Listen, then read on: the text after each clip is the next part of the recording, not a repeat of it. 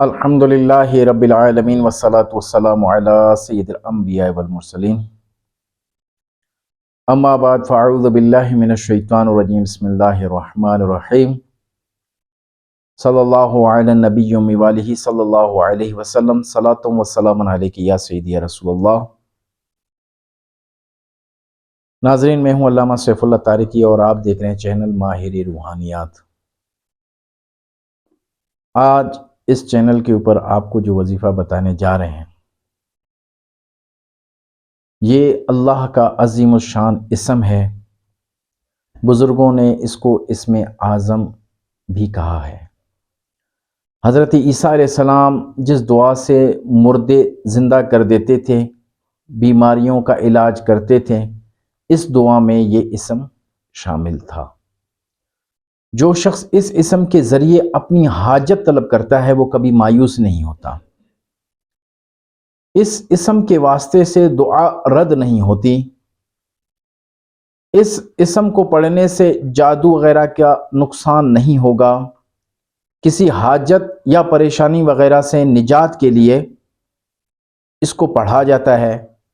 بیماریوں سے اس کو بے وضو کثرت کے ساتھ پڑھتا رہے۔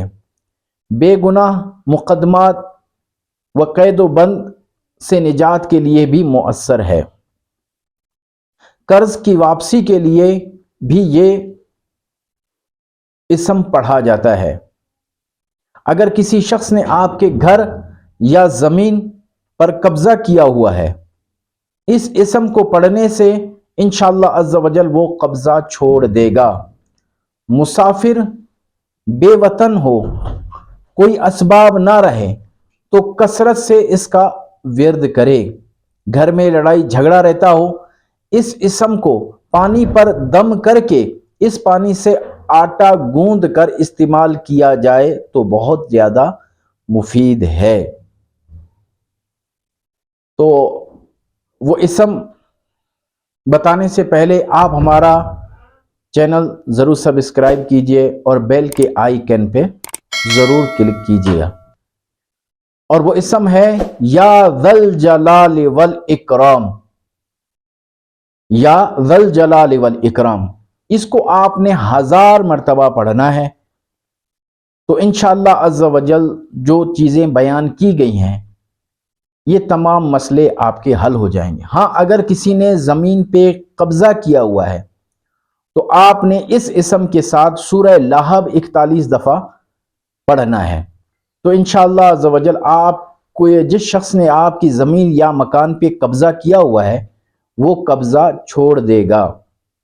یہ عمل کی جو تعداد 1000 مرتبہ ہے اور مدت جو ہے وہ 41 دن ہے۔ 41 دن تک آپ اس کو پڑھیں۔ 41 دن کے بعد آپ نے 100 مرتبہ اس کو پڑھنا ہے۔ رب عز و جل سے دعا ہے کہ رب عز و جل ہمیں نماز پڑھنے اور اچھی طرح وظائف پڑھنے کی توفیق عطا فرمائے۔ وما علینا الا البلاغ۔